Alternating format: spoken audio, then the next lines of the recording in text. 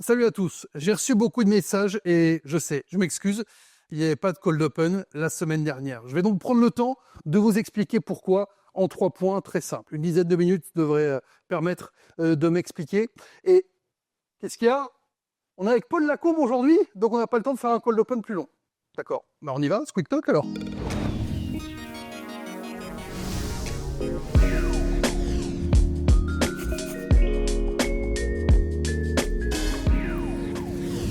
Salut à tous, bienvenue dans un nouveau Squeak Talk où il y a un petit peu plus d'animation en studio que d'habitude. Parce que nous avons un invité avec nous aujourd'hui, Paul Lacombe. Salut Paul. Salut, merci pour l'invitation. Avec plaisir, on est très heureux de t'accueillir. Joueur de Nanterre, évidemment, qui s'est imposé ce week-end en Betclic Elite.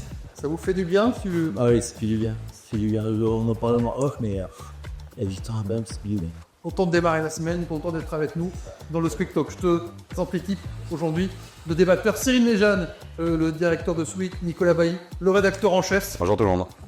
Salut Paul Zimbertus. Je crois qu'ils m'ont dit, on va pas ménager Paul. On est prêt à aller chercher dans ses retroits. Ouais. Exactement, c'est prévu. Allons-y alors. On y va? On parle de l'affiche de la semaine dernière. Quoi, on revient pas sur ce qui s'est passé? Sur quoi? Pour Nice et pour moi. Pourquoi? Qu'est-ce qui s'est passé?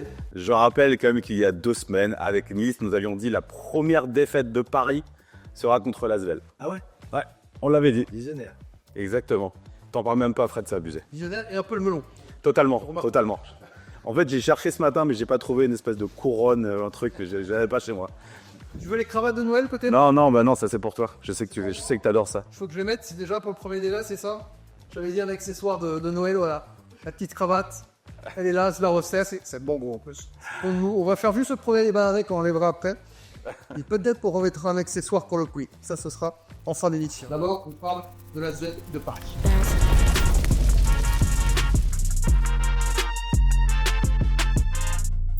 Notre premier débat donc avec la victoire de la Z contre Paris la semaine dernière. La Z qui a mis fin à 14 victoires consécutives de Paris, victoire 98-93 de l'Asvel à l'Astrobal. L'Asvel a-t-elle mis en avant finalement les faiblesses de Paris, les faiblesses que beaucoup de monde recherchait, que beaucoup de monde peut-être connaissait un petit peu, mais n'avait pas réussi à exploiter jusque-là, Cole? Alors, pour moi, c'est pas vraiment le cas. Pour moi, il y a plusieurs choses. C'est que je trouve que l'Asvel, en termes de match-up, c'est une match-up parfaite contre Paris. On voit l'année dernière déjà, Paris a eu beaucoup de mal de les battre en demi-finale de championnat, alors que l'Asvel était quand même un peu moins, avait une équipe moins bien construite sur le papier. Aujourd'hui, je trouve qu'elle est beaucoup mieux construite. Et voilà, je trouve qu'en termes de match-up, ça correspond. En tout cas, c'est une équipe parfaite, ou en tout cas qui peut poser beaucoup de problèmes à Paris. Tu vois, l'image je pense qu'on peut en parler du match de cette semaine avec Le Mans, qui a battu Paris aussi en championnat. Le Mans, c'est très physique, très athlétique, très dense, qui joue le tag aujourd'hui. Et je pense que c'est pour ça aussi que Paris a eu du mal. J'ai pas vu le match, c'est vraiment sous conditionnel ce que je dis. Mais je trouve, en tout cas, pour le match de la Z, voilà, avec en plus un Thomas Ledon fantastique qui marche sur l'eau en ce moment en Euroleague, je trouve que tout ça fait que ils ont de quoi répondre contre Paris. Et je pense pas que ça ait mis les faiblesses, parce que je ne suis pas sûr que toutes les équipes soient capables de jouer comme Mazela.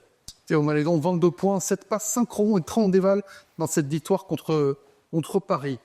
Messieurs, c'est peut-être l'intensité. Paul n'est pas convaincu sur l'intitulé de la question.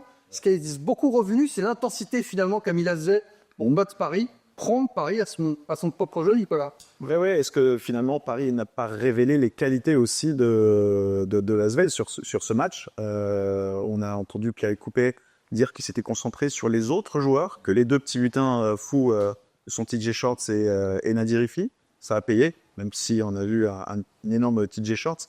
Voilà, il a fait des choix. Domination aussi dans un secteur particulier qui est le rebond, ce qui empêche le jeu rapide de Paris. Là-dessus, ils ont bien tenu. Après, l'écart n'est pas si important et que ça s'est joué dans le money time. On a eu une qualité d'intensité, d'énergie avec des joueurs comme Mbaye Ndiaye qui a apporté Moupou. Voilà, ils ont maîtrisé le money time, chose que Paris a réussi à faire. Il y a eu quelques alertes sur les précédents matchs en Euroleague. C'est cette victoire Olympiakos où ils mènent de 20 ils perdent de 1 point et finalement ils s'imposent. Même en championnat contre je sais plus contre qui c'était le dernier match. Monaco, là. Oui, ça s'est passé de justesse. Voilà, C'est la semaine des comebacks pour Paris. Ils ont pris un sur l'Olympiakos, ils l'ont fait contre donc Monaco. pas plus inquiet que ça pour Paris dans le jeu. Mais je pense que voilà, Paris a aussi un manque d'énergie sans doute sur cette petite période. Je tenais Olympiakos, Monaco, AZ. Pas cadeau. Qui couvrent l'Euroleague, mais pour l'instant, ça n'avait pas l'air de les embêter plus que ça pourtant l'enchaînement de série. Mais est-ce que finalement, on n'est pas sur les faiblesses auxquelles on s'attendait? C'est-à-dire qu'on a un jeu intérieur qui n'est pas exceptionnel, côté Paris Basketball. Tu parlais d'Mba Ndiaye, il a fait un énorme match à l'intérieur. On a du jeu rapide qui ont été mis en place par Le Mans avec beaucoup d'intensité et bien entendu par l'Asvel en Euroleague. Mais finalement, est-ce que c'est une surprise tout ça? C'est-à-dire qu'on sait que Shorts, je crois qu'il fait je ne sais plus combien d'évals, 40. C'est 41 d'éval, 29 points, 8 passes. Ce qu'il a vérifié, c'est 20 points. Effectivement, derrière, pour trouver des statistiques. Donc, ok, Pierre Coupé a fait un choix. Il a fait un choix de dire, bon allez, on laisse ces deux mecs-là jouer, ils font ce qu'ils veulent, et après on boucle tout le reste. Mais est-ce que finalement, une fois que tu n'as plus Shorts et Ifi, est-ce que finalement Paris ne redevient pas une équipe un peu normale? Normale n'est peut-être pas le bon terme, mais normale. Et donc, ouais, moins forte, exactement. Et finalement, donc, est-ce qu'on ne revient pas à ce qu'on attendait de Paris? C'est-à-dire que, ok, ils font un début incroyable, ils sont là-haut, et c'est exceptionnel. C'est l'Asvel, puisque tu as annoncé. Mais je rejoins ce qu'a dit Paul. Tu as annoncé que C'est vrai. l'Asvel, Merci de le préciser. je te le donne. Pourquoi cette tombe sur l'Asvel qui arrive à exploiter finalement ce qu'on sait finalement. Je rebondis juste sur ce qu'a dit Paul. Ils ont joué l'un contre l'autre aujourd'hui en demi-finale de championnat. Pierre Poupé connaît le championnat de France par cœur et donc connaît l'équipe de Paris Basketball par cœur. Donc, il y a eu une adaptation. Donc, il connaît le jeu. Il sait s'adapter sur le terrain. Et je sais qu'on a un débat sur les coachs un peu plus tard. Donc, on pourra parler d'un mec comme Pierre Poupé qui, pour moi, est l'avenir du coaching. Mais quand le Pana perd contre Paris et que Ataman dit j'avais jamais vu une équipe jouer comme ça. Ouais. Mec, t'es sérieux ou quoi? Quand Barzokas se plaint aussi à la fin du match contre Paris Basketball. En fait, tous les coachs étrangers qui jouent contre Paris, on a l'impression qu'ils ne scoutent pas, qu'ils ne regardent pas, qu'ils ne prévoient pas le match contre Paris Basketball. Mais en fait, Monaco commence à connaître l'équipe et l'Asvel connaît très bien l'équipe. Et donc, finalement, on a la suite de l'année dernière. On a l'adaptation par rapport à l'année dernière. Et tu sais, je pense qu'il y a cet effet aussi, club français comme club français. Comme tu dis, en fait, je te rejoins. C'est que je pense qu'il y a plus de respect, peut-être. L'Asvel a un énorme respect quand ils vont jouer contre Paris que peut avoir l'Olympiakos quand ils vont jouer contre Paris. D'accord avec toi. Tu vois, même si je pense aujourd'hui, alors j'ai une anecdote pour ça. J'ai un ami qui a mangé avec Jessica Lucius et ils ont parlé de l'Asvel et il me demande, avec tout ce que font l'Asvel aujourd'hui, mais qu'est-ce que tu penses de l'Asvel? Et Jessica Lucius ne donne pas de respect encore aujourd'hui à l'Asvel. Pourquoi? Parce que l'Asvel ne se place pas encore dans touch-it ou ce genre de choses, n'a pas encore coché un certain cap. Donc je pense que Jessica Lucius, quand il va jouer contre l'Asvel ou quand il va jouer contre Paris, n'a pas forcément encore le respect que peut avoir. Il va se taper, là, qu'il soit s'éclater comme c'était le cas. Mais ce que je veux dire par là, en fait, c'est que j'en reviens, c'est que je pense que français contre le français, on sait à quoi on va s'attendre, alors que étranger encore, ok, c'est bien ce qu'ils ont fait, mais contre nous, ça n'a pas marché. Ah là, si, ça marche. Là. On parlera des coachs tout à l'heure, on aura un débat sur le coaching en Euroleague, mais par exemple, Paris a joué l'Olympiakos. Estimez que l'Olympiakos a manqué d'humilité contre Paris? Peut-être. Dans le sens où, quand tu vois le dernier carton dans l'intensité dans laquelle ils sont rentrés, on a l'impression qu'à un moment donné, ils étaient 7-35 quand Paris perd ballon sur ballon et que l'Olympiakos fait son run. On n'a pas vu cette même intensité en début de match. Alors que normalement, les équipes d'Euroleague, c'est connu pour ça, parce que c'est connu pour, dans les impacts, dans les démarquages, dans ce genre de choses, dès le départ, c'est compliqué. Et pour avoir le match, c'était pas forcément le cas. Et c'était Paris qui imposait son rythme, mais sinon, Mais Paris a fait tout le match ce qu'il avait l'habitude de faire. voilà. Pas l'Olympiakos pour toi. Non, ouais, je trouve. Oui, puis après Paris, à un moment ou à un autre, il y a l'adresse. C'est-à-dire qu'ils sont ultra dépendants de leur adresse. C'est un peu comme comme les Warriors, si on veut faire un comparatif par rapport à la NBA ou certaines équipes universitaires qui avaient un style de jeu et qui restaient dans ce style de jeu.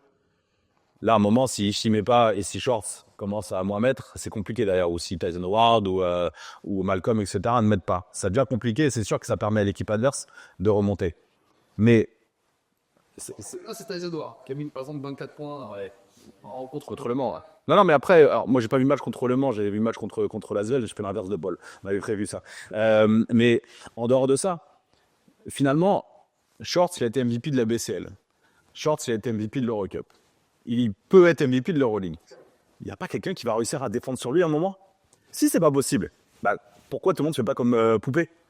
Enfin, Poupée et Lazel, c'est se dire, bon, allez, fais chier, l'autre, il va mettre ses 40 déballes, on s'en fout et on essaye de faire différemment.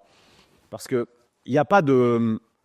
Enfin, c'est quand même ultra compliqué de pas oser respecter cette équipe de Paris. L'anecdote que tu donnes, elle est intéressante, mais c'est abusé. Ça reste ça reste des suppositions aussi, tu vois. C'est l'image qu'on se fait, qu'on se donne quand on voit les matchs. L'anecdote de Jasikevičius, même si il a dit ça, je pense qu'il le dit pas à ses joueurs. Je pense que ses joueurs, il dit à ses joueurs. Il faut qu'on rentre dedans, il faut leur rentrer dedans, et voilà, et on va gagner, quoi. Je pense que c'est, entre guillemets, ce qu'il dit. Mais ce que je veux dire, c'est que, ouais, c'est toujours sur conditionnel, tu vois. Mais en tout cas, quand tu vois que l'Olympiakos, le début de match qu'ils ont fait, par exemple, je trouve pas que, je sais pas, c'est l'impression qu'ils me donnent. On revient sur le AZ Paris vraiment de ce vendredi. C'est pas grave, tu fais ce que tu veux. C'est une cette chez Tolopri. Tu parles de ce que tu veux, les anecdotes que tu veux sont pour nous. On a mis l'intensité, mais effectivement, tu te dis, ça n'a quand même pas suffi pour décrocher vraiment Paris. Il y avait le contexte des victoires persécutives. Il y avait quand même un contexte autour de ce match.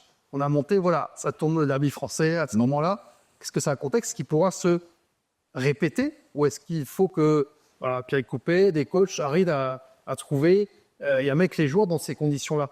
C'est peut-être difficile aussi de te remettre dans des conditions de ce match-là à ce moment-là. Ouais, et puis comme on a dit aussi, c'est que Paris joue énormément sur l'énergie. Enfin, ils ont un jeu qui est très intense de partout et c'est pas quand même toujours évident à matcher, tu vois. Oui, et puis il fallait bien que la série s'arrête. C'est vrai qu'on l'avait annoncé notre annoncé. La série reste incroyable, leur saison reste incroyable. Il va falloir attendre cette semaine parce qu'il y a une double week assez incroyable Paris. Farid Guerrel, Charles Stener dit et je dis les deux à Denis Lassalle. Voilà, donc l'avenir va nous en dire un peu plus, notamment sur ce petit coup de mou aussi au niveau de l'intensité et l'énergie dont tu parlais, Paul. Donc ça va être une semaine quasiment décisive pour savoir si ça va flancher un peu. Ouais. Ou si, même s'ils font 1-1, pour moi, ça se passe déjà pas si mal. Pour moi aussi, c'est, on en revient aussi, leur coup de mou, c'est aussi le coup de mou, même si Tyson Howard a été très bon hier, il a été inclus en nombre d'adresses contre la Zelle, et surtout Malcolm, en sortie de banc, qui est très important dans leur jeu, a été un peu moins bien. Il a l'air d'être un peu moins bien. Tu vois, ces deux gars, c'est les régulateurs aussi de leur jeu, dans le sens... Oui, parce que ta short suffit, on sait qu'à la fin, ça va porter tant de points et tant d'éval. Ici, Ouah, Malcolm, les 4 joueurs de Paris qui sont post-stars. Oui, mais dans des rôles, il y a raison, Paul, c'est dans des rôles différents. T'en as deux où tu sais, de toute façon, ils feront leurs stats. Moi, Short, j'ai dans ma fantasy Euroleague, je sais que je suis tranquille. Là, il m'a fait 61 parce que j'avais pris en capitaine. Donc, je sais qu'on est tranquille de ce côté-là. La raison, Paul, c'est Ward et Malcolm, ou c'est Factor X. C'est pour ça de souligner le fait qu'ils soient les 4 au All-Star Game, voilà, qu'ils ont chacun vraiment un apport très très important. On peut même rajouter presque Jankunen. Jankunen, si je regarde dans les victoires, même s'il n'est pas forcément dans l'adresse, il te fait quasiment à chaque match 15-16 dévals quand ils viennent. Tu vois, lui aussi, il a une importance dans leur jeu. Alors, on peut toujours se poser la question, alors, il fallait bien que la série s'arrête, est-ce que c'est que du fait de la ZL, ou est-ce que aussi, des fois, quand le basket, c'est pas linéaire, hein, On a l'impression qu'avec Paris, ça a été linéaire. Sur les 2 dernières saisons, c'est pour ça. Tu vois, l'image de l'Olympiakos, la pièce a bien tourné de leur côté, et là, peut-être que la pièce a mal tourné parce qu'ils ont raté un ou deux, je sais pas. Tu vois, on va avoir, du coup, c'est Cheikh qui parlait du secteur intérieur tout à l'heure, qui est censé être la faiblesse. Est-ce que il manque on a Hayes qui assure le coup pas mal en Euroleague. C'est vrai que derrière Kratzer et Kessen sont Ah, mais Hayes, c'est pas... Enfin, excuse-moi, il a joué un an à la ZEL, si je ne pas de bêtises. Peut-être péter à l'Asvel à son roi, oui, c'est ça, C'est pas un joueur de Roig. Si. Moi, mais vraiment, tu penses à un joueur de Euroleague pour son rôle? Ah, dans son rôle, ok, d'accord. Alors, dans un 5 majeur Euroleague, pardon. À Paris, il est parfait. À Paris, il est diapason de TJ Shorts. Voilà. Il est au diapason de TJ Shorts. Dans le rôle, je veux bien, Il est quand même assez constant et intéressant dans son rôle. Ils avaient dit aussi l'année dernière. Tu vois ce que je veux dire? Ouais, mais est-ce que c'est lui qui, quand justement ça va pas sur le bas courte, c'est lui qui va t'apporter des points à l'intérieur? Comme l'a fait Mbaye, c'est pas le bon exemple parce qu'il en a mis de partout des points. Mais comme peut être un Moteyounas à Monaco ou un Mustapha Fall. Ouais, c'est pas son rôle en fait. On est dans de faire des écrans, de travailler pour les petits. Ah, on peut venir au coaching. Mais oui, mais je suis d'accord avec toi. Mais il y a un moment, quand ça va pas à l'extérieur, il faut bien trouver une alternative. Est-ce que si tu rajoutes un big man de ce calibre ou de ce style-là à Paris, ça dénature pas leur jeu? Moi, je pense que si. Parce que leur jeu, c'est... Ça dépend quel big man. Un big man, ça veut dire, en général, c'est des big men un peu lourds.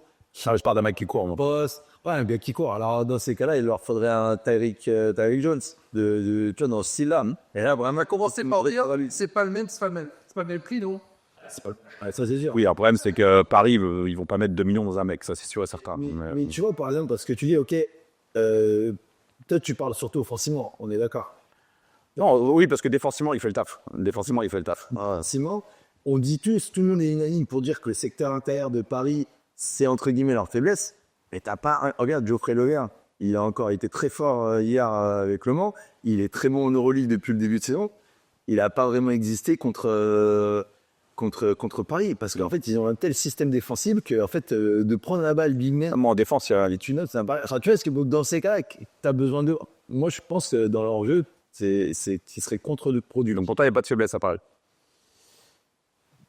Parce que c'était la question pourrie de Fred à la base sur laquelle tu n'étais pas d'accord. Pour moi, la faiblesse, c'est l'énergie. C'est que ça veut dire dans le sens où c'est le régulateur. Et la faiblesse, ce qui est leur plus grande force, c'est TJ Short. Si TJ Short demain, il est moins dedans, Alors, justement, De laisser TJ Shorts faire 29 points. mais je joue pas beaucoup, Shorts. Je joue pas beaucoup. s'il se blesse, c'est plus dans le sens. Ah, mais alors, si Shorts se blesse, ok. T'as Ishii qui est dans un rôle différent, mais Parce que c'est pas. non, mais moi non plus, et pour ma fantaisie non plus. Mais qu'est-ce que tu fais? C'est-à-dire, tu es Thiago Splitter. T'as Shorts qui se blesse. Ouais. Qu'est-ce que tu mets en place pour trouver des alternatives dans ton jeu, en sachant que c'était justement là le jeu intérieur qui a peut-être t'amené des choses différentes? Non, je pense qu'il faut rester sur ta ligne de conduite quand même en espérant, quand tu as un joueur, c'est un peu l'idée quand tu es joueur et que tu as ton joueur majeur qui se blesse. Tu es rarement défaitiste dans ces cas-là. Tu sais, tu es rarement dire, c'est bon, impossible qu'on gagne.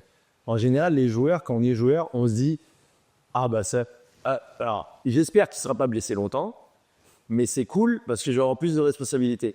Et tu sais, ça peut te libérer comme ça. Donc oui, il y a un qui pourrait être encore plus dangereux. Et Maodolo, quand même, il faut le reconnaître, on n'en a quasiment pas parlé. Maodolo, quand même, il a su élever ce niveau dans leur. Sandro est parti sur partir du match de Barcelone. Mais Madolo, il a du mal à jouer avec Shorts, donc c'est sûr que ça pourrait le. Voilà, tu vois, par exemple, eux, il peut, et tu vois, il peut élever le niveau. Tu vois, tu as des mecs, on a parlé de Tyson et Malcolm, peut-être qu'eux aussi vont élever leur niveau. Tu sais pas ce qui peut se passer. Je pense que ça peut être un inconvénient s'ils laissent, mais peut-être que sur un ou deux matchs, eux, ils peuvent se relever. Ça, c'est une faiblesse hypothétique. Là. Ça ne dit pas sur le TJ Short qui serait blessé. Oui, non, mais c'était pour relier par rapport au jeu intérieur, en fait. Oui, bien sûr, il ne s'est pas blessé. Pour moi, dans leur style de jeu, ça reste mon avis. Et si tu veux passer le step du dessus, je sais plus toi, notre fois Nico qui disait que dès son arrivée, David Kahn, son but, c'était, il avait dit, on veut gagner l'Euroleague. Si tu veux gagner l'Euroleague, à un moment, il va te battre face à des vrais big men à l'intérieur. Je suis d'accord. Mais pour ça, sur le premier de l'Euroleague, tu vois ou pas? C'est toujours vie. 100% d'accord avec ça. Hein. En fait, je suis pas sûr qu'ils finissent premier, mais je suis d'accord. En fait, c'est ça qui est dingue avec cette équipe, c'est que je pense que tout le monde est assez unanime pour dire oui, mais tu vois ce que je veux dire? Mais à Monaco, tu vas dire oui, mais aussi. Hein. Encore plus. Et le Real, tu veux dire mais oui, tu veux le mettre dans l'autre sens tellement c'est nul, mais. Plus avec Paris. Tu vois ce que je veux dire? Paris, je trouve que tout le monde est là et dire personne n'y croyait vraiment. Je pense en Eurocup l'année dernière ou en. Après, tu vois ce que je veux dire? En fait, c'est la saison parce que sur les crédits en Eurocup, ils ont quand même ce que je le vois, ce que je veux dire, Il vient de jouer au Paris. Il n'a pas un blanc-seing comme peut l'avoir le Real Madrid s'ils sont ça. le Real, personne ne croit qu'ils vont finir à cette place. Tout le monde se dit, bon non, ils vont se réveiller à un moment donné, ils vont aller plus haut. Ouais, c'est la chance. Et par contre, tout le monde se dit l'inverse. Ouais, après, c'est aussi la chance de Paris cette année d'avoir toutes les grosses équipes, entre guillemets, qui sont toutes en bas. Quoi. Donc, Quand tu recoloquais ce qui était. non, vas-y, t'as le droit de le fracasser aussi. Hein. J'ai le droit de m'arrêter. Est-ce que finalement, la ZEL n'a pas montré les faiblesses des autres équipes vis-à-vis de Paris? Tu parlais de la faiblesse de Qui Paris ou Lasvel? La ZEL a montré la faiblesse d'approche des matchs des autres équipes contre Paris. C'est une bonne question, peut-être. Hein, peut-être. J'ai pas. En vrai, avec cette équipe, c'est très dur de donner des vraies réponses parce qu'à chaque fois, ils nous surprennent et à chaque fois, ils vont plus haut. C'est ça qui est. T'as joué contre eux cette année déjà? Combien? Merci. Ah, merci, ouais. Et puis on n'a pas. Ah oui, c'est vrai. C'était parole l'année dernière, tu vois. On est les seuls à les avoir battus avant qu'ils fassent leur 21 victoires. Et on les avait battus pourquoi? Parce que on avait fait leur tag, là, tu sais, ce qu'ils appellent le tag, d'aller très très fort au rebond off pour limiter leur jeu rapide. Et on avait réussi à les battre parce qu'on avait pris 20 rebonds offensifs contre eux. Et en fait, donc, D'accord, donc c'est une clé. Et l'Asvel, ils font combien là? La ZEL, ils font 14 rebonds offensifs, mais C'est beaucoup. Hein. ils font 14 rebonds offensifs. La ZEL qui a donné un rebond 38 à 31 au global. quand tu as une équipe comme Paris qui court beaucoup, 14, c'est la limite, forcément. Donc, voilà. Mais en fait, c'est avec eux, pour moi, où est-ce qu'ils vont s'arrêter, quoi. C'est l'interrogation. Et puis, s'ils arrivent à aller plus loin, ça va révolutionner le basket moderne. Et je reviens sur la question de base de Fred, parce qu'on s'est posé la question il y a 2-3 semaines, et donc je te pose la question par rapport à l'Asvel. Que je sais qu'à la base, tu voulais parler de l'Asvel aussi. Un petit peu, mais bon, ouais, parce que vas-y, ouais, avec plaisir. Et qui est donc un club dans lequel t'as eu un rôle important. On n'était pas trop d'accord, top 10 ou pas top 10, on va dire clean. Est-ce que, parce que malgré tout, moi je trouve, et je suis d'accord avec toi, je trouve que l'équipe elle est mieux construite que l'année dernière, mieux coachée, pas photo. Si tu regardes sur le début de saison, globalement, ils sont dans Il y a des défaites de peu. Il y a de la défaite à l'Olympiakos qui était vraiment à l'arrache. Il y a la défaite à l'Alba, c'est mal. Mais sinon, ils seraient. Et il y a un mauvais carton contre quoi? Le dernier, c'est le Maccabi, c'est. Il y a un arrêt 100 minutes et catastrophique au match. C'est le Maccabi, ça. Alors qu'ils étaient devant largement. Bon, après, ça reste des défaites malgré tout à la fin. Mais est-ce que pour toi, ils peuvent remonter vers ces play-in? J'ai du mal à y croire. Je pense qu'ils vont faire une bonne saison, ils vont bien figurer, mais j'ai du mal à y croire parce que notamment en plus, quand tu vois que le Partizan il commence à être sur une série de victoires, quand tu vois que Milan a réussi, là, il bombarde. Zalgiris, ça n'a pas l'air de, tu vois, ça a pas l'air d'être un coup de moins bien. Je pense qu'ils vont faire comme ça plus loin. On a parlé du Real, on se dit tous que le Real va remonter. Les Fesses qui sont dans ce truc, ils ont récupéré Larkin, donc ils vont regagner la fin. J'espère pour eux, je leur souhaite, parce que ça serait mérité, au vu de comment ils travaillent cette saison, de l'équipe, avec beaucoup de Français, Nitsako, Théo Malédon, qui sont leur tête d'affiche, avec des Nando et des Geoffrey, voilà. Mais j'ai du mal à y croire. Le match à l'extérieur pour la ZEL cette semaine, Ouais. aux Partisans et aux Žalgiris. On aura peut-être une réponse aussi, comme Palais. On en parlait effectivement. Moi, j'y croyais au début de saison à ce play-in. J'y crois toujours. Non, Jean-Mi y croit aussi, mais je pense que ça y dure. Et on verra ça dans les prochaines semaines. Effectivement, il y aura peut-être des premiers éléments de réponse. Messieurs, on va enchaîner avec Réitude.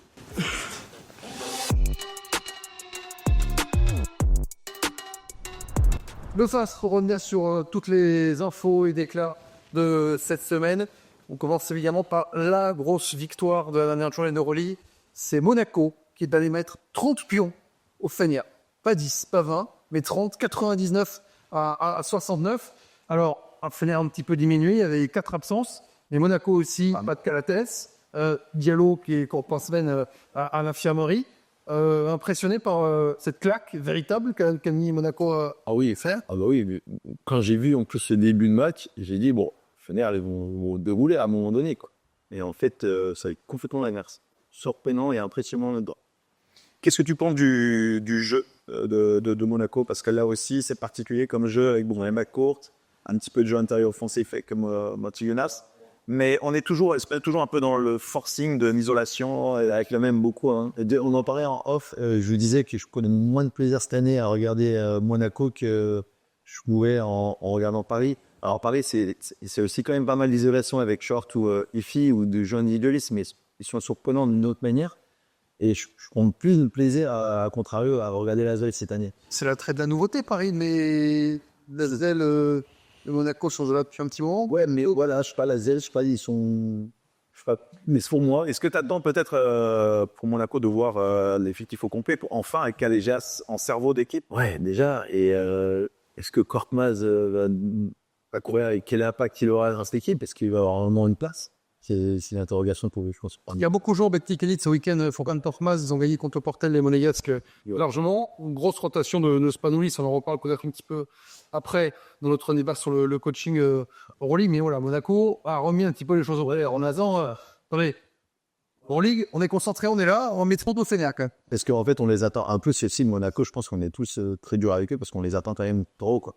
Donc, une contre-performance ou une performance moyenne, il y en a T'attends quoi? T'attends pas un Final Four de Monaco? Nous on se connaît? Si, ah bah si. Voilà. Bah, tu vois, déjà, quart de finale. Tu vois, dans les 6, quart de finale sûr. Parce qu'après, on sait que, quand même, l'année dernière, ils sont à 2 shoots de Calates d'aller au Final Four. Il y a 2 ans, ils sont à 2 shoots de... Et Soukas, qui les avait possiblement? Qui les avait possible? Et c'était au Final Four il y a 2 ans. Stéphane. Il part en demi. 3 ans. Olympiakos, ouais. Qui les a crucifiés là-bas avec un shoot Ici? Ici? Ouais, peut-être, ou je sais plus, mais enfin, bah, tu vois, enfin, ils sont à 2 shoots, il est 2 fois, et une fois, bah, tu vois, c'est peut-être le minimum. Là, ce qui était étonnant dans ce match, c'est l'absence d'effort, d'intensité de l'Anadolu Efes, de Fenerbahçe, qui a eu des matchs comme ça où ils ont été complètement absents, ils ont oublié 2-3 blowouts comme ça. Et là, c'est tombé sur une équipe Monaco bien impliquée, avec à jouer une partition juge, dans l'agressivité, il n'y a pas eu de vraiment tapé. Ah, si, j'allais le dire. Il change tout quand même, hein. Le fait de le faire jouer, ça change quand même beaucoup de choses en fait. Ça t'apporte de la défense, ça t'apporte du shoot, même s'ils ont déjà beaucoup, hein. Ça t'apporte de l'intensité, on parlait de l'intensité de Paris, il t'apporte vraiment un truc Terry Tarpey. Il avait joué plus de ce fois en Euroleague jusqu'à présent. Là, L'année dernière, il était sur le banc et derrière le banc. Et depuis, de toute façon, Sacha Broevich ne comptait pas sur lui.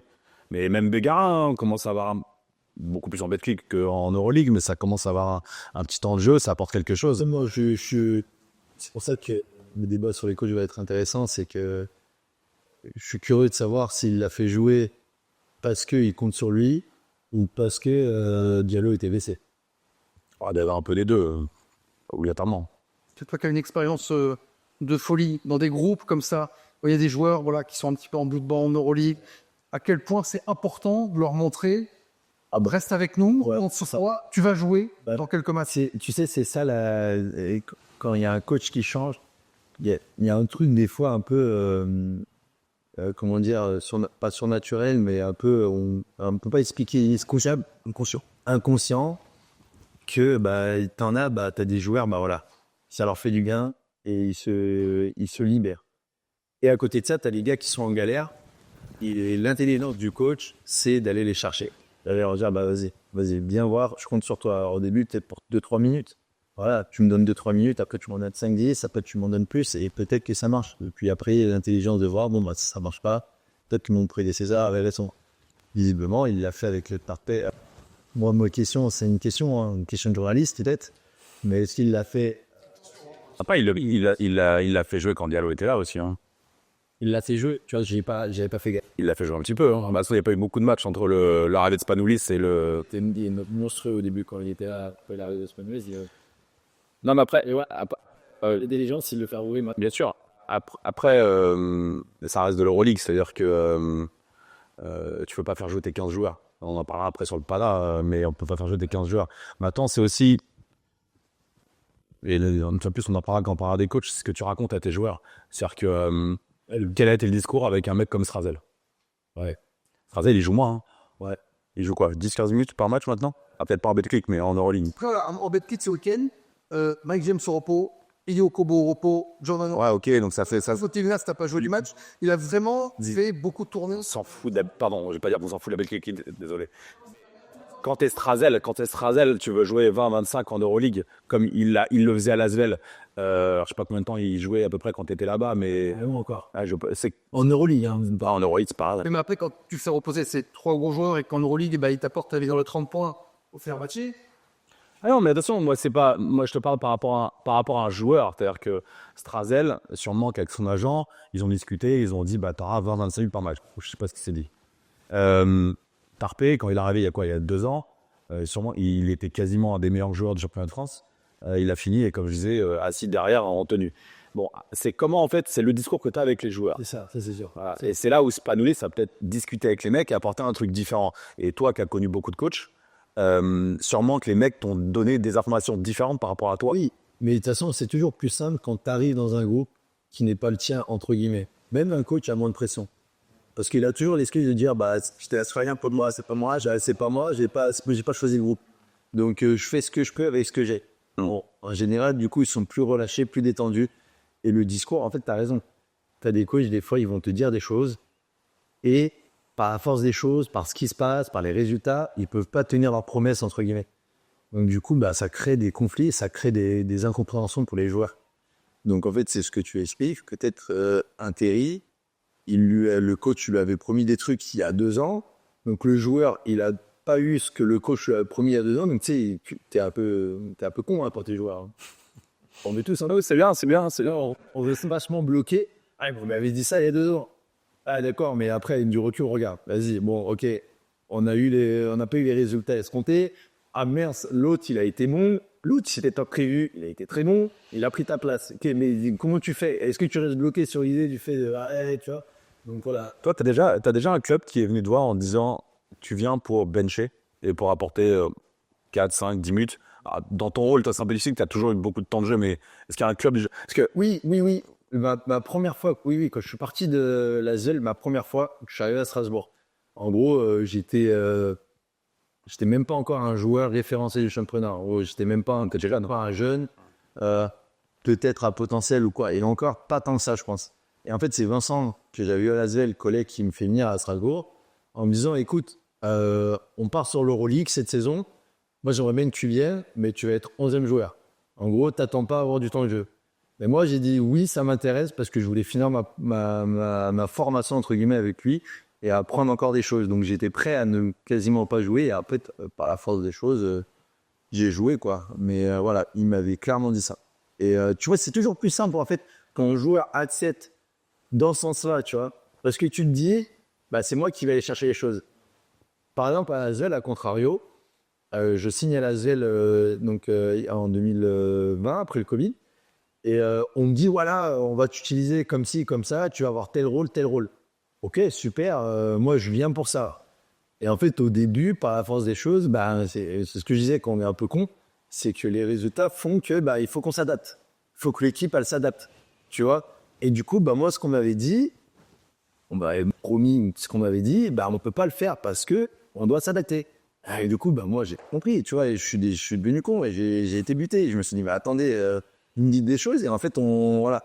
Et en fait, qu'est-ce que tu fais, toi, en tant que joueur? Est-ce que tu restes dans le truc? Ah ouais, mais vas-y, c'est eux les méchants. Tu vois, faut arrêter de dire On va refaire un petit clip. On va faire une petite vidéo, un petit montage de Paul, ça va être incroyable. Ou est-ce que toi, tu vas chercher les choses par toi-même? À un moment donné, il faut se remettre en question. Et c'est peut-être ce qui se passe avec Tarpey.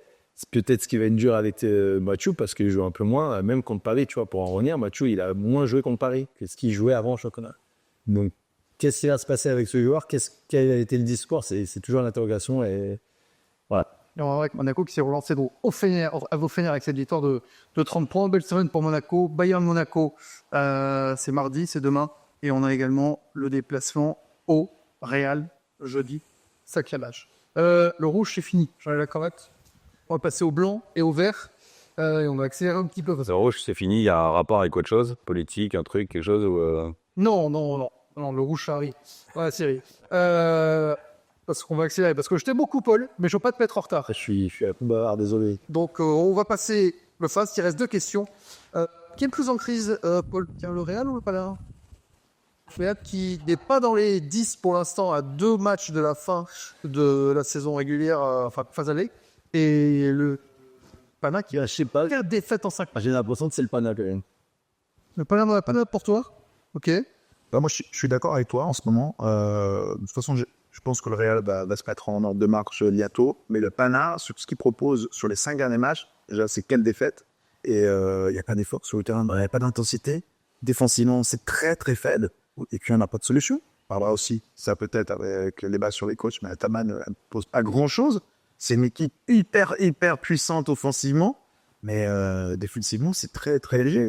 Ils ont perdu, par exemple, à Kaunas, ils prennent 84 points contre une équipe de Kaunas qui marque beaucoup moins d'habitude. Donc ils sont très faibles défensivement. Je vais les défaites, Nicolas, 84-77 aux Algueris. Défaite contre Monaco à la maison, 91 à 88. Ils ont gagné contre le Barça, 90-89. Défaite aux Partisans, et là ça commence à piquer, 91-73. Et défaite à l'Alain de Hou, 93 à 67. Ouais, tu sens qu'il y a un truc qui va pas là.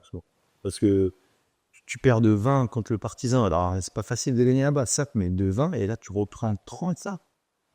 Tu sens qu'il y a un truc. Je disais tout à l'heure, on parlait à la mission de la problématique du poste main au Canadien, parce que ça fit pas du tout entre le Zombrod et le Pana. Enfin, c'est fou de dire ça, mais je pense pas qu'il faille rester comme ça. Je pense qu'il faut se séparer de Lorenz Zombrod. Beaucoup plus de jeu pour Soukas, qui c'est mieux. C'était l'an passé. Bah, t'as gagné comme ça, réessayer comme ça. Tu vois, le crédit, il faut lui donner à lui. Enfin, tu vois, moi, je comprends la signature en pré-saison, je comprends, parce que Lorenz Zombrod, c'est sûrement le meilleur meneur d'Euroleague, je pense. C'était, en tout cas, l'année dernière. Tu le signes, ça se comprend, ça s'entend, mais tu vois, force est de constater qu'il y a un truc qui va pas à ce niveau-là. C'est qu'ils ont trop de joueurs très forts à ce niveau hiérarchie, et la hiérarchie, elle n'est pas établie. Et peut-être qu'à contre eux, l'année dernière, il y avait une meilleure hiérarchie. Et des fois, il vaut mieux avoir des joueurs moins forts, mais avoir une meilleure hiérarchie. Cyril Fana ou Real en crise? Bah après, alors, les deux. Après, ouais, non, je suis plutôt d'accord sur le Pana. Et avant l'émission, on regardait avec Fred, on se refaisait un point sur les transferts du Pana. Donc, 0 départ, ou un sombre inconnu. Ah, merci. Et dans les arrivées, donc 3 arrivées, donc, dont Lorenz Zombrod. C'est-à-dire que finalement, Lorenz Zombrod, c'est Diosman, c'est mais donc t'as pas de. Ouais, je suis d'accord avec toi. C'est la même équipe. T'es obligé de changer un petit peu quand tu vois le Olympiakos s'est renforcé, mais c'est pas logique en fait avec quasiment la même équipe, plus comme tu le dis, le censé être meilleur meneur d'Euroleague, d'être autant en galère. Alors est-ce que c'est le coach, est-ce que c'est la flic? En plus, tu sais, tu prends 2 mecs, c'est Osman et Yurtseven, qui viennent de NBA. Alors, ils ont eu un pari gagnant avec Kendrick Nunn l'année dernière, mais quand tu vois les mecs, ils ont toujours quand même un temps d'adaptation, tu vois. Donc là, tu prends t'as une équipe qui a gagné, tu fais pas de départ. T'as déjà des postes, tu vois, par exemple, Mathias, tu sais qu'il va jouer 30 minutes. Et tu prends un mec qui vient de NBA. Je sais pas comment ça va. Je sais pas, surtout le gars, il est très content, il dit rien, peut-être, je sais pas. Mais bon, on a chaque joueur à son échelle, à son ego. Un mec qui vient de NBA, et j'ai du mal à croire qu'il n'ait pas d'ego. J'ai du mal à croire qu'il soit sur le banc à dire bravo Mathias, tu vois. Je pense que tu vois. Non, mais t'as raison. Ça rapporte le groupe. T'as raison. Et on en revient à cette construction d'équipe, d'aller chercher des mecs qui vont être plus des soldats derrière le sort, en tout cas pour le secteur intérieur. Et juste pour revenir à Madrid, moi je comprends toujours. Non, vas-y, Pipi. Ça, c'est Antetokounmpo, et quand il y avait plus de temps de jeu, enfin il y avait du temps de jeu l'année dernière, ça fitait beaucoup mieux. Et il jouait. Il disait rien. Là, cette année, il joue. J'avais oublié qu'il était dans l'équipe. On le voit plus du tout. C'est clair. Et juste pour finir sur Madrid, je sais pas ce qu'il fout là le coach encore en fait. On va pas vu ça. Je t'arrête pas. T'as une montre, c'est. Non. Oui. Je fais le retour. C'est pour ça, avant. Non, mais c'est juste pour dire que ce club est gravement dans la crise et ils font rien. Pour l'instant, il faut rien, on verra effectivement. Et on approche de la mi-saison, donc il est temps peut-être de. Et ils jouent contre les 2 premiers de Euroleague. Sorcier avec le Classico. Quoi? Et là, ils jouent les 2 premiers de l'Euroleague, ils jouent Paris et Monaco. Paris et Monaco cette semaine à Paris et à la maison contre donc les Monégasques jeudi. Dernière question se passe avant de parler de l'Euroleague et des coachs à nouveau. Qui va regarder la finale de la NBA Cup? Bon, pourquoi pas? Franchement, j'étais très réservé sur ça. Parce que moi, pour l'instant, je le dis, Nico, je n'ai rien vu de cette chaîne. On peut pas voir, le terrain il est jaune fluo ou vert fluo. Je veux dire, j'ai vu le premier match samedi soir, le match d'Atlanta. Et ça m'a emballé. Franchement, j'ai vu une intensité qu'on voit assez rarement en saison régulière. Moi qui était très mesuré, je m'attendais vraiment de cette compétition. Tu crois que c'est la compète qui fait ça? Je pense. Ah ouais? Vous me pensez long que c'est la compète? Il y a un an. Il était ici. Demain, c'est ça qui a un truc. Ouais, il y a un enjeu maintenant, il y a un enjeu, tu vois. Avant, je pense que déjà, Tu vas sur un site neutre, tu vas à Las Vegas, il y a une organisation. C'est normal. C'est pas du basket. surtout quand t'as vu Mickey, tu sais, je pense. Ah, j'avoue. J'avoue vraiment, ouais, c'est notre chance. En fait, c'est vrai que juste, ils se tapent juste pour ça, en fait. Pour se dire, viens, les gars, on va à Vegas. C'est à Miami, à Los Angeles, ouais, eux, ils s'en foutent aussi, c'est moins grave. Mais quand t'es à Milwaukee ou dans des bêtes en KC, je pense qu'il ouais, est au jeu à trop. Et à Nice, sur Uber, on joue avec Rookie, hein, je pense, hein, pour avoir une vraie ambiance. Et pas des gars. Oui, par contre, c'est ce qu'il a dit, ouais. Ça, Et sur le fonctionnement, tu vois, Paul Bleach d'Atlanta disait qu'il a l'impression de en équipe nationale parce qu'on se décale, soit là sur un site, comme selon une fenêtre, FIBA elle a joué un match ou deux si on se qualifie. Et l'intensité était folle. Le match, Ouais, je pense que un jeu, ouais, il y a un Zamar. le GIE avec la saison régulière en ligne parce que là, on sait tout. donc c'est demain, mardi, vous pouvez faire sur Squeak 3 matchs de Cup français d'Euroleague et enchaîner avec la finale de la NBA Cup Milwaukee contre l'Oklahoma City Thunder. On enchaîne, on repart de l'Euroleague et du coaching, c'est notre deuxième débat.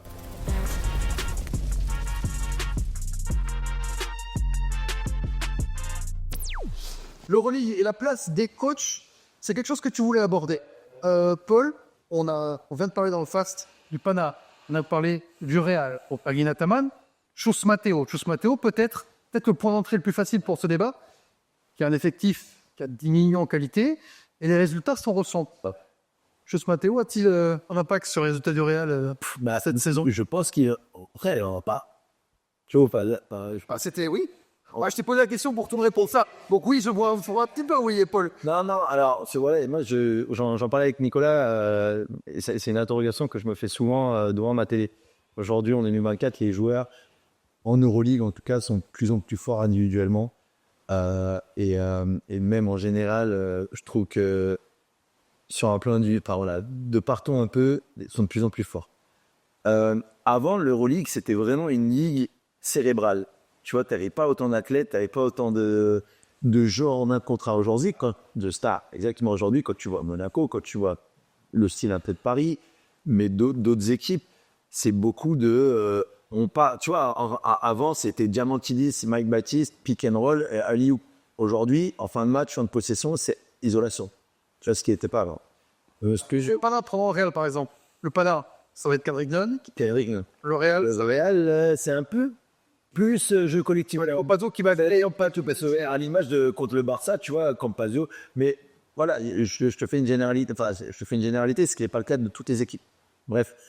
Et donc, du coup, quelle est la vraie place aujourd'hui pour les coachs dans ce système? Est-ce que le coach doit apporter la tactique? Est-ce qu'il en apporte vraiment? Ou est-ce qu'il doit apporter vraiment que du management? À l'image d'Ataman, mais Ataman, tu vois, c'est là où je comprends pas, c'est que pourquoi cette année ça marche pas, tu vois.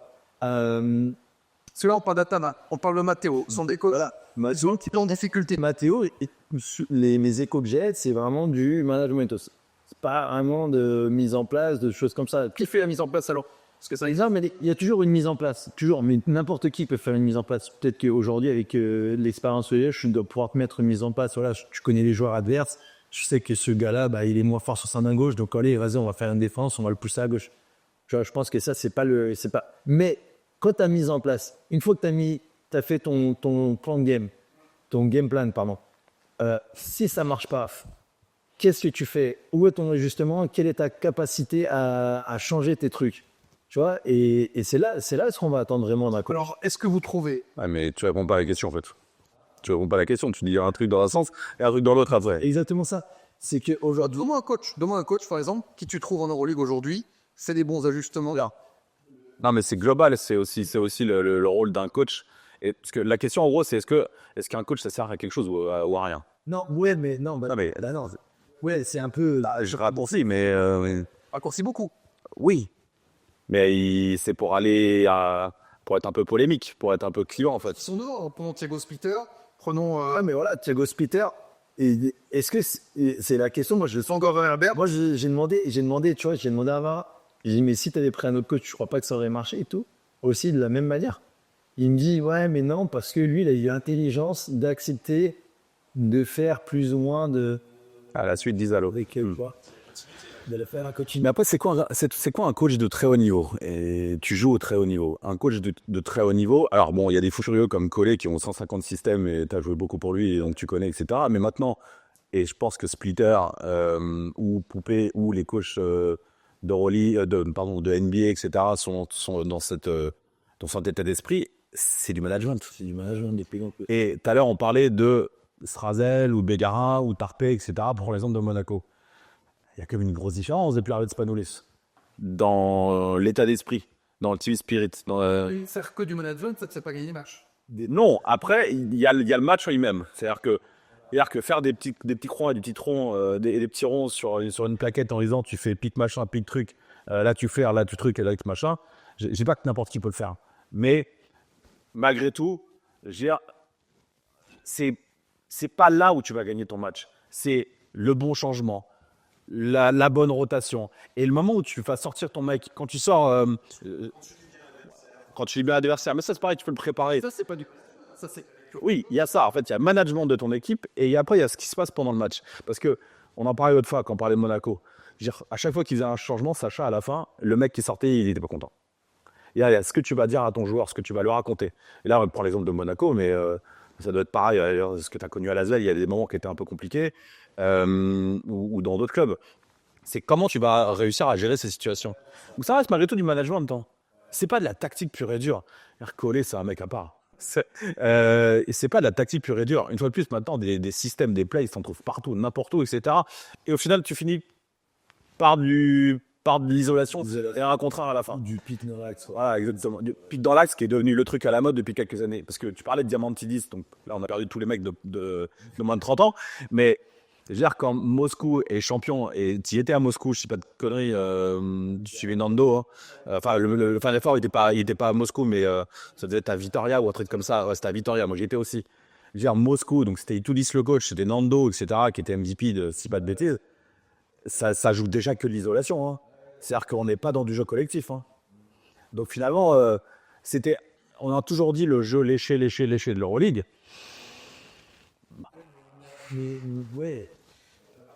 Avec des exécutions de Monaco, on a eu un changement de coach, parce que ça n'allait plus être dans ses poches. Tu changes. Quelle est la part, en fait, de la touche de ce que c'est les éléments de psychologie des joueurs qui vont se dire, voilà, on a été responsable du licenciement pour les coachs. Mais oui, ils étaient dans ce bouge. Vous devez être content. Certains devaient être contents.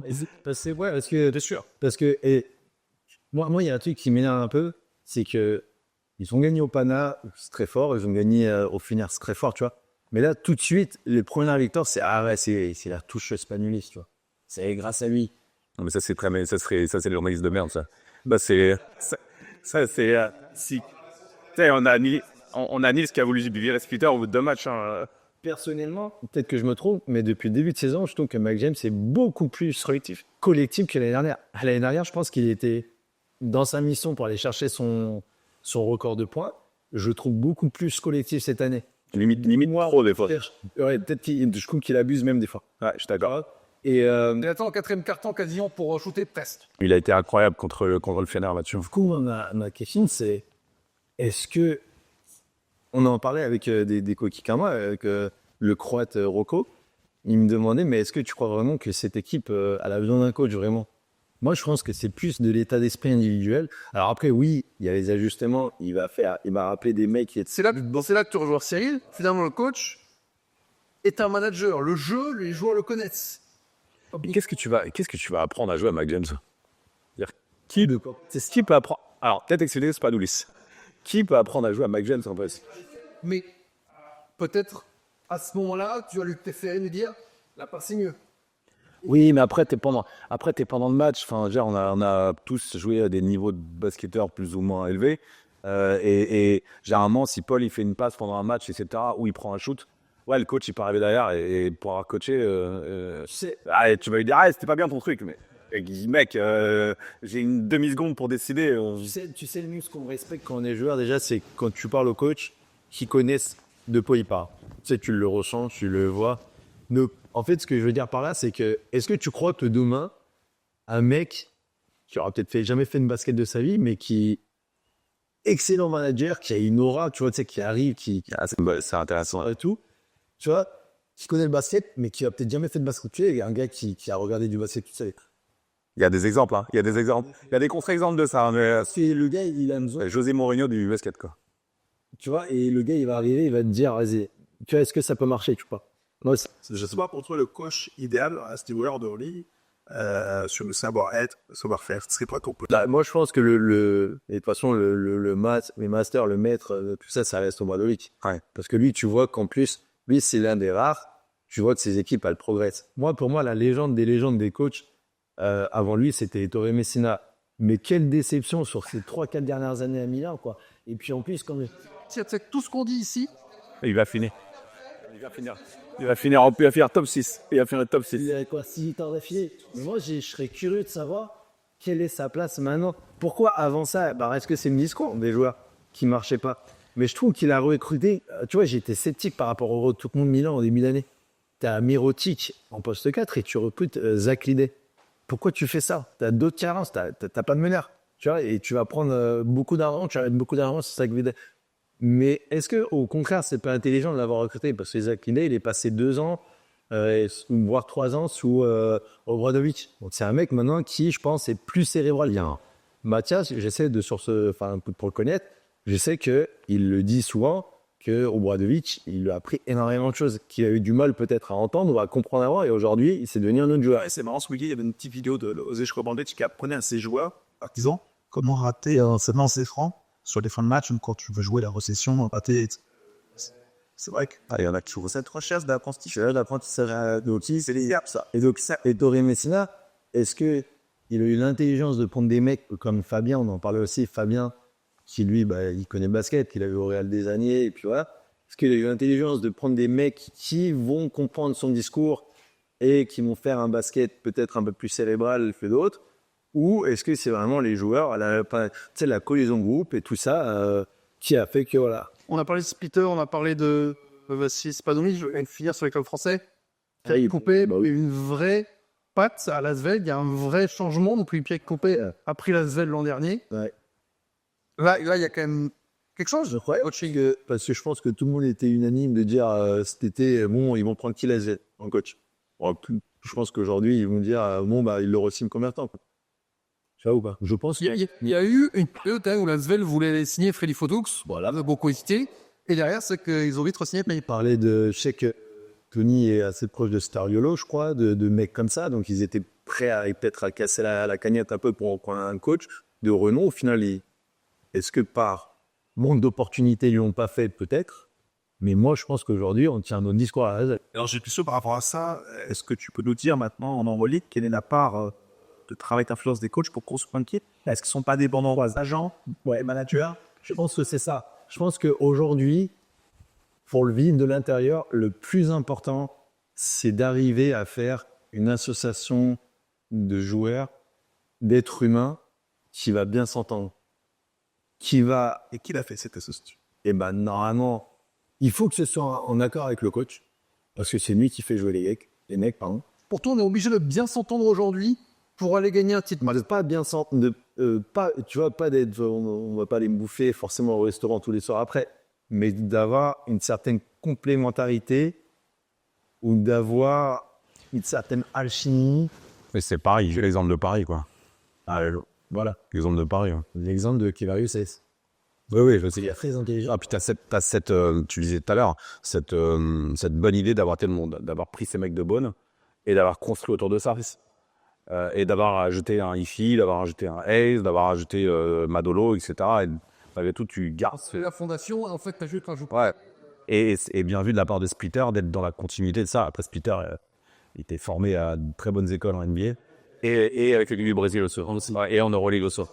Lui, à mon avis, je pense, je sais pas, mais tu sais, quand tu as joué en Euroleague aux Spurs, ça doit le démanger. Des fois, il doit vouloir faire un basket peut-être beaucoup plus cérébral que ce qui est peut-être proposé. Je sais pas, hein, ça reste des suppositions. Mais voilà, mais lui, il a eu en tout cas, c'est sa force actuellement, c'est qu'il a eu l'intelligence de s'adapter à son groupe. Mais ouais, est-ce qu'un autre coach, j'aime bien me poser cette question. Est-ce qu'à Monaco, Non, tout le monde n'accepte pas. Tout le monde n'accepte pas. Mais à tous les niveaux. Hein.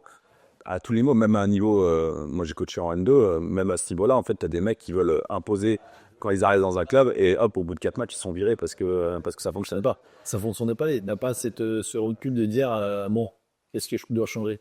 Je me permets juste, tout à l'heure, tu disais, alors, par rapport à un joueur, à un coach qui a jamais vraiment joué.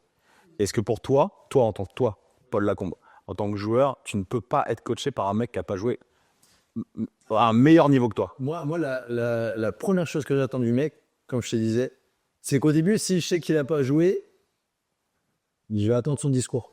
T'as eu Donadieu en équipe de France. Ah. T'as eu Donadieu en équipe de France. Ouais, mais son discours, dès que tu parles basket avec lui, il connaît tout. Moi, c'est le plus important. Tu vois, moi, j'ai un peu bourlingué. Je regarde énormément de basket, j'ai un peu bourlingué. J'ai joué quasiment de partout en Europe, j'ai eu cette chance. Et je connais quasiment tous les joueurs d'Europe. Quasiment, tu vois, j'abuse, mais voilà. Donc, ça veut dire que quand je vais voir un mec, je vais lui parler un peu et que je vois que, ah non, je sais pas qui c'est. Ah non, tu vois. Ah non, je me rappelle pas de Malaga, de ces, il y a 10 ans. Ouais, moi, là, tout de suite, je suis ok, bah vas-y, on arrête de parler, t'as du score. Et donc d'attendre ça d'un coach, en fait, pour... ok. Donc, tu vois, après, comme je t'ai dit, après, si, tu vois, il y a t'attends autre chose, sinon, tu vois, mais déjà, pour moi, c'est des victoires. Genre, si tu fais ce métier, tu dois connaître les trucs, tu vois. Même si tu connais pas, franchement, bah, si moi, ton joueur, je connais plus que toi, bah, c'est chaud. Pour conclure ce débat sur le coaching en Euroleague, Paul, est-ce qu'il y a, tu as parlé d'Obradovic, est-ce qu'il y a un coach, Obradovic, peut-être un autre, pour lequel tu rêverais de jouer, un coach actuel Obradovic? C'est chez moi, même si j'ai été un peu déçu, moi, c'est Messina. Ettore Messina, parce que c'est, pour moi, en fait, j'ai kiffé l'Euroleague dans les années 2005-2010, avec, quand il coachait CSKA, avec Gerard Den, Krajan London, C. Soska, c'est C'est son break en NBA qui lui a fait du mal. C'est en retour du break NBA qu'il a... Parce que tu sais, maintenant, plus ça va, plus sur le basket NBA et universitaire, pour plus ce qui est coaching et apprentissage aux joueurs, j'entends que des mauvais échos. J'entends très peu par rapport à ce qui était il y a 10 ans. Vous l'aurez eu ici en premier, Paul Lacombe jouera pour Messina l'an prochain. Sera donc Non, tu lui as pas demandé quel est le pire coach qu'il a eu, hein, histoire qu'on... Non, tu veux le pire? Regarde. Il a oublié. Non, il a envie de le dire. Il a envie de le dire. Il n'y a pas de pire, mais forcément, ou avec le moins d'affinité. Moi, j'ai galéré et j'ai eu beaucoup de mal à jouer pour Pierre Vincent. Mais après, avec du recul, c'était à Lasvel. Ouais, c'était à Lasvel. C'est toujours pareil. Quand t'es joueur, une fois, t'es con. Je pense que c'est que de sa faute. Et avec du recul, je comprenais pas. Tu penses toujours que c'est que de sa faute? Non, je pense qu'il y a une part de... Je pense que j'ai une vraie part de responsabilité. C'est clair, c'est sûr et certain qu'à l'époque, c'était pas moi, c'était que lui. Mais je pense qu'aussi, il y aura sur le discours, tu vois, c'est toujours pareil. Le discours, peut-être que il a, je sais pas, il y a un truc qui est pas passé. Et c'est dommage parce qu'en plus, humainement, on s'entendait super bien en dehors du terrain. On jouait beaucoup à la conche ensemble, à la bolotte, tout comme ça. C'était vrai en plus. Mais je sais pas, sur le terrain, le discours, il passait pas. Et du coup, ben, j'en ai souvent voulu, alors qu'en fait, je me rends compte que c'était quand même une grande partie de ma faute aussi. Tu as beaucoup bourlingué en Europe. Est-ce que tu as déjà participé au quiz du Squeak Talk? Oui, et je me suis fait voler la dernière fois. Et c'est volé? On va voir si tu vas te faire voler aujourd'hui. Le quiz avec Paul Lacombe.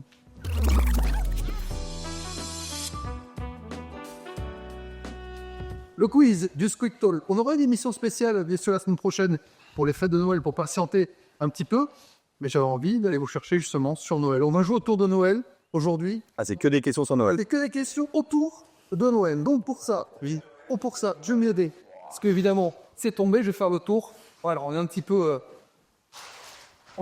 en mode, je dois embêter les réalisateurs de cette émission, mais c'est pas grave. J'en ai plein d'accessoires. Paul, comme tu es notre invité, tu vas choisir quel accessoire tu veux. Cyril et Nicolas vont devoir après se servir. S'il n'y a pas de raison qu'il n'y ait que moi qui soit accessoirisé. Voilà. Paul, donne-moi... Regardez. Hop. Là, ça reste, black. Et Nicolas, tu te fonds les étoiles. C'est cadeau.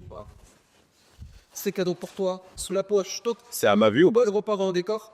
C'est... Ouais, non, c'est pas dit, ça fait pour moi, quoi. Voilà. Je vais en détail. Double vainqueur du quiz cette année. Parce que Nice, j'ai fait 2 fois le quiz et j'ai gagné 2 fois. Bon. Mais ça, si c'est quelqu'un qui pose des questions, c'est plus facile. Non. C'est ce qu'on lui a dit, hein. C'est ce qu'on lui a dit. Hein. 2 quiz présentés par Nitz. Les 2 quiz, je les ai reportés. Merci Nitz. Le chèque est arrivé. Jusqu'à pourquoi. On joue autour de Noël. Prenez vos petits arônes, ils sont avec vous normalement. Voilà. Je vois pas ce que j'écris moi avec le.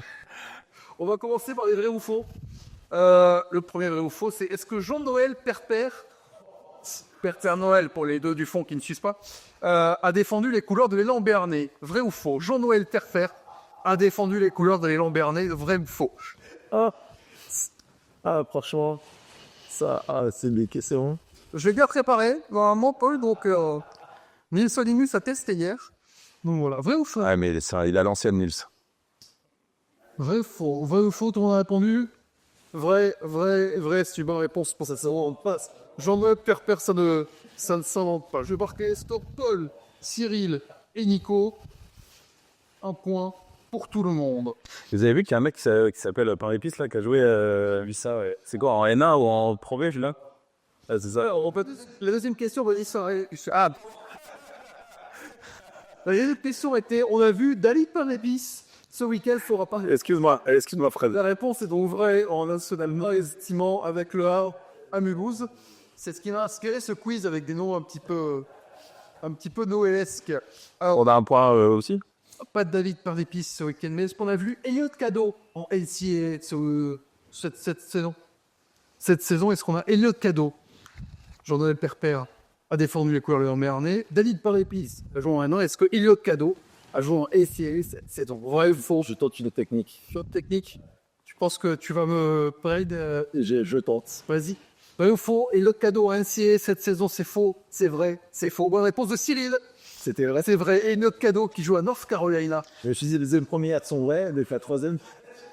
Ça va, tu vois. Mais c'est prononcé à l'américaine, c'est Cadeau. Non, c'est vrai. Et l'autre cadeau a bien joué. Il a marqué 115 points au total cette saison. En NCA. Normalement, tu es censé commencer par une question où on dit Monaco. Non, mais justement, tu vois, je voulais pas non plus.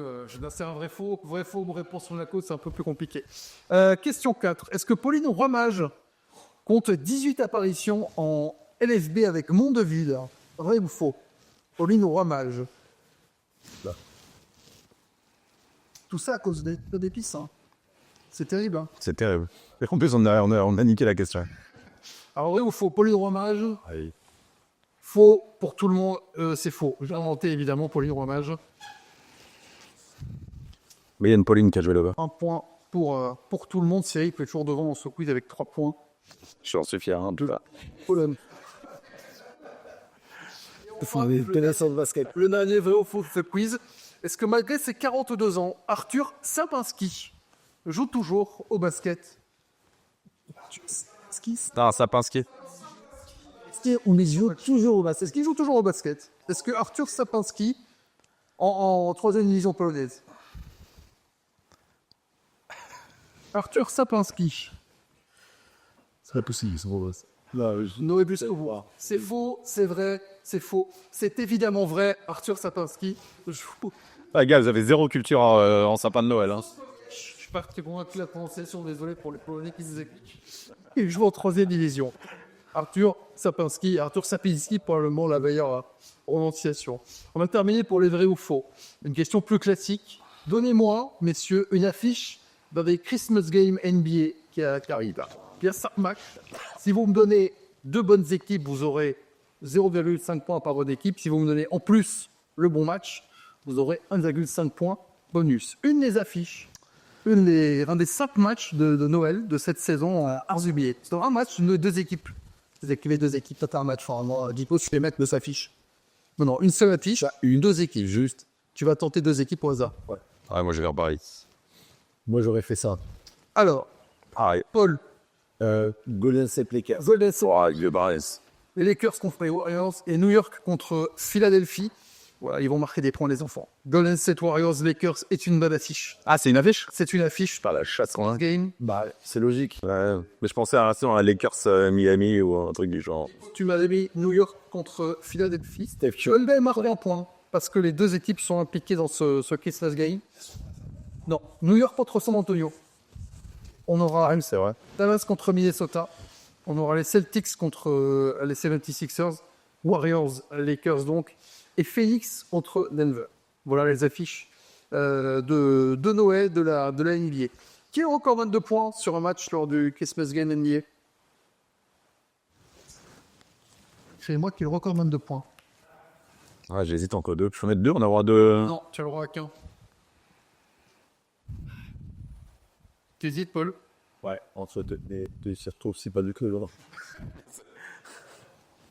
Il y aura un petit peu plus facile à comme question. Tout le monde a une réponse. Ah ouais, c'est bien, quoi. Si Bah, Kobe et KD, non, c'est plus vieux que ça. Non, c'est Bernard King au New York Knicks en 1984. Ah, il y en a qu'un? Ah oui, je commence. Mais Tout seul. Bernard King. Combien de fois t'es dit? Avec quoi? Je n'ai pas dit les points. C'est pas pourquoi, parce que c'est la question suivante. Combien de points Bernard King a-t-il marqué? c'est pas tant de ça. Lors de ce match, une défaite, je donne le score du match. Une défaite des 120 à 114, ça au New Jersey Nets, le record à Noël. On a une marge de combien? De 25. Celui qui est le plus près va marquer un point. Si vous faites tout pile, c'est le point. Ok. Pour l'instant, Cyril a une petite avance, donc il a 2 points d'avance. Cyril, il faut revenir maintenant. Tout le monde a sa réponse. 58 pour Nico, ou 55, 56. Bah, c'est pas mal. 60. 60 pour Nico, tu prends le coin. Ouais, c'était pas mal. Il reste 2 questions dans ce quiz avant de te libérer et de te remercier, Paul. À nouveau, des questions de proximité. Donnez-moi, dans l'histoire de l'Euroleague moderne, combien de joueurs portant le prénom ou le nom Noël ont évolué dans la compétition? Combien de joueurs qui se prénomment ou qui avaient comme nom de famille Noël ont joué en Euroleague? C'est très simple. J'ai tapé Noël dans le moteur de recherche du site de l'Euroleague et il m'a sorti le nombre de noms. Combien de joueurs ont le prénom ou le nom de Noël? Pareil, pendant celui qui sera plus près de points s'il y a un coup pile. Je suis sur auteur. C'est peut-être ingénieur. Ça marche avec Christmas aussi? Si un mec s'appelle Christmas? Non, c'est Noël. Ah, j'en ai aucune idée. Allez, ils ont leur réponse, Nico et Paul. Cyril, 5 pour Nico, 7 pour Cyril, 2 pour Paul. Paul, bravo. C'était quand?